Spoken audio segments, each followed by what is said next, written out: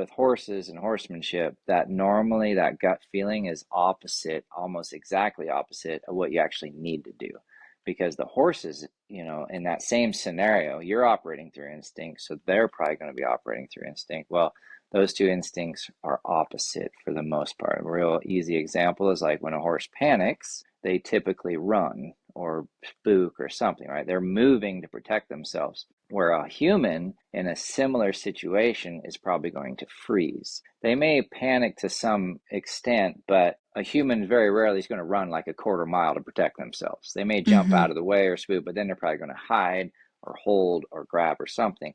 So the instincts from the very foundation are very different. And that also then goes into like, how do they think? How do they react?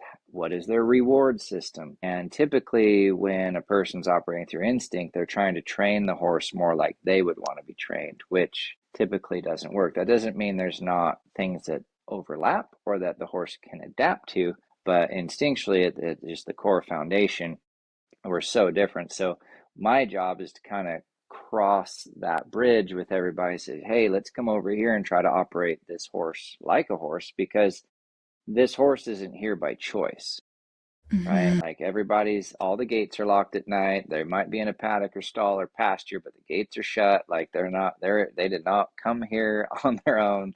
It is not their choice, That's but you right. guys all did. You guys rolled in here. You bought the horse, whatever, you hauled the horse. It's all us.